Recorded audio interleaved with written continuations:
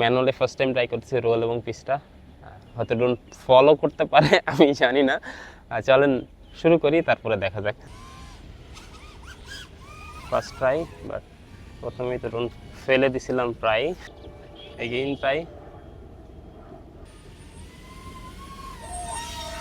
ডালপালার ভিতর দিয়ে যাওয়ার চেষ্টা করব, মানে গাছের মাঝখানগুলা দিয়ে যাওয়া।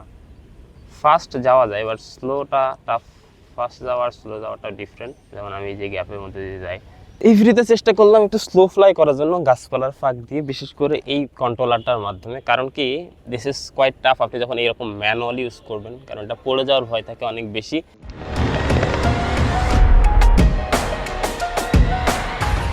আসসালামু আলাইকুম। অনেকের কমেন্টস ছিল যে আসলে অ্যাভাটার 2 নিয়ে কেন বের হচ্ছে না। মানুষ যদি চাকরি করে এত বেশি লেজি হয়ে যায়, এটা আসলে আমি নিজের থেকে উপলব্ধি করতেছি। কারণ বেশ কিছুদিন ধরে এই যে এগুলো নিয়ে একটু বের হতে পারতেছি না। তো আজকেও বের হতে এখন অলমোস্ট 4:30 বেজে গেছে। আধা ঘন্টা সময় পাবো। আমি একটা ব্যাটারিতে ফ্লাই করে আজকে একটু রোল এবং পিচ করার চেষ্টা করব DJI AVATA 2 দিয়ে, এবং স্লো ফ্লাইটা আমি প্র্যাকটিস করতেছি। সেটা কতটুকু আপনাদের শেয়ার করতে পারি সেটাই দেখানোর চেষ্টা করি। ম্যানুয়ালি ফার্স্ট টাইম ট্রাই করতেছি রোল এবং পিচটা। হয়তো ড্রোন ফলো করতে পারে আমি জানি না। চলেন শুরু করি, তারপরে দেখা যাক। ড্রোন রেডি, গোলসটা পরে নিই, পরে তারপরে বাকিটা শুরু করি।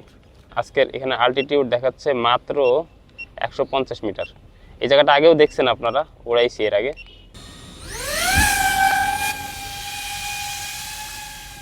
This is amazing place. আমার কাছে মনে হয় চারিপাশটা এক পলক দেখায়নি। আমার বাসা থেকে বেশ দূরে জায়গাটা, বাট প্লেস ইজ অ্যামেজিং। ঢাকার আশেপাশে এরকম প্লেস পাওয়া মুশকিল, সেজন্য আসলে আসা। এবার আমি একটু ম্যানুয়াল মোডে চেষ্টা করি। সো আমি 15 ডিগ্রি বা 17 ডিগ্রি ট্রাই করি। পারফেক্ট, ম্যানুয়াল মোড ওকে। এখন আমি চেষ্টা করি আপনাদেরকে দেখানোর জন্য। লো অ্যাঙ্গেল ট্রাই করবো আজকে, স্লো ফ্লাই এবং লো অ্যাঙ্গেল। গ্যাপগুলো আমি আজকে পারবো কিনা আমি শিওর না, বেশ কয়েকদিন ওড়াইনি। চোখে মনে হচ্ছে একটু ধাঁধা লাগতেছে, but trying. This place is superb. এই দিকটা সূর্যাস্তের সময় আমার আসা হয়। Manual mode quite tough. আমি প্রথমে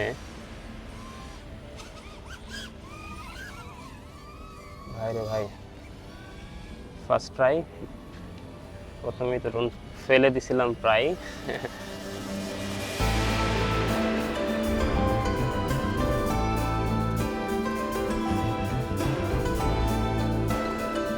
ও ভাই, এটা রোল ছিল।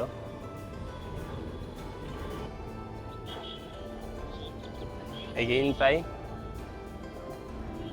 বাট অবশ্যই কি বলে এটারে, সিনেমেটিক হচ্ছে না, এটা আমিও জানি। আর চেষ্টা করি।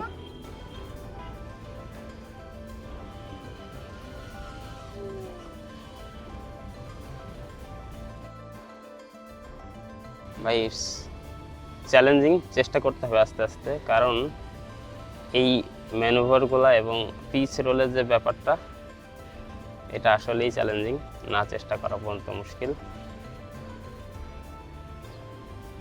যারা আসলে অ্যাভাটা ম্যানুয়াল মোড বা আপনার এইভাবে ম্যানুয়াল মোডে যারা ইউজ করেন, তারা আসলে জানতে পারবেন। আর আমি তো এই জিনিসটাতে আসলে অভ্যস্ত না, এই পিচ রোলগুলোতে, যার কারণে বেশ টাফ আমার জন্য।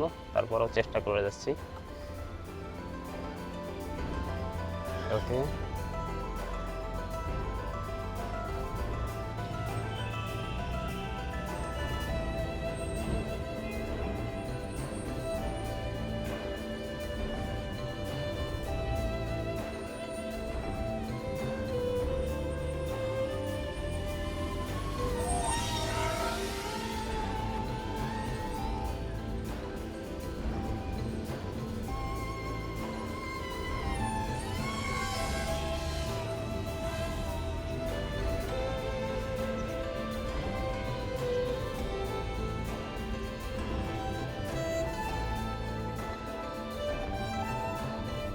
নার্সারির ভিতরে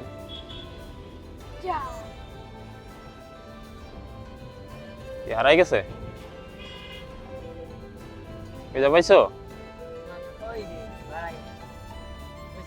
ফাঁকা থাকে না এরকম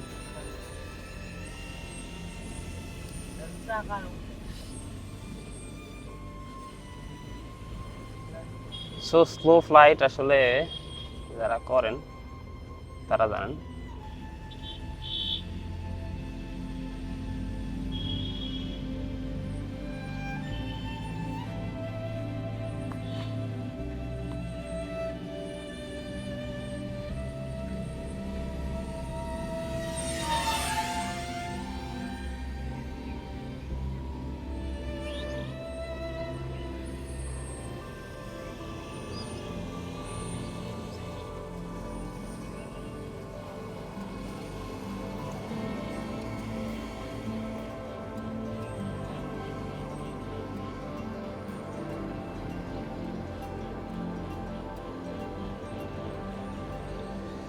নার্সারি আছে, সো এই নার্সারি ছোট ছোট গ্যাপগুলোতে যাওয়ার চেষ্টা করতেছি, বাট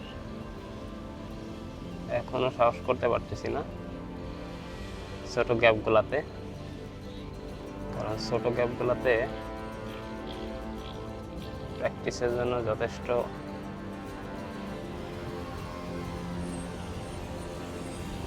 সাহস এবং প্র্যাকটিসের দরকার।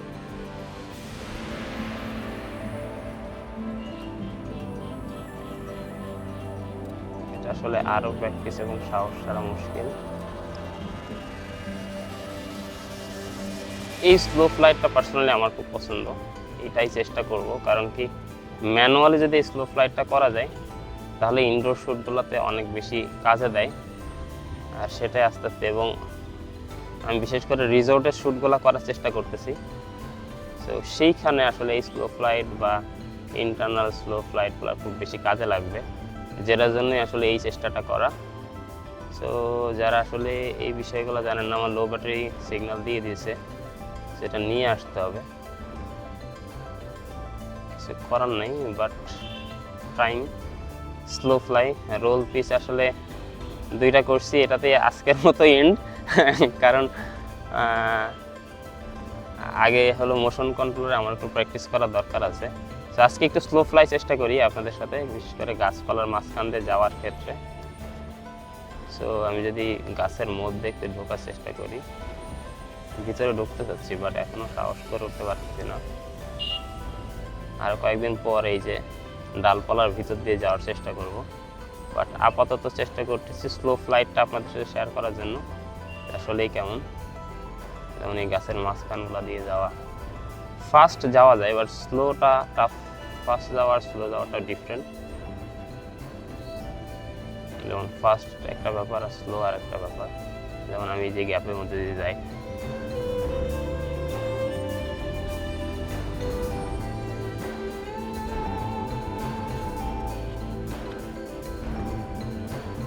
so this is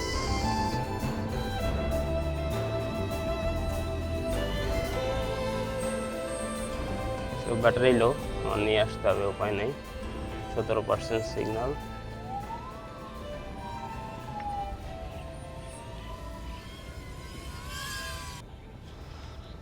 সো এই ভিডিওতে চেষ্টা করলাম একটু স্লো ফ্লাই করার জন্য গাছপালার ফাঁক দিয়ে, বিশেষ করে এই কন্ট্রোলারটার মাধ্যমে, কারণ কি দিস ইজ কোয়াইট টাফ আপনি যখন এরকম ম্যানুয়ালি ইউজ করবেন, কারণ এটা পড়ে যাওয়ার ভয় থাকে অনেক বেশি।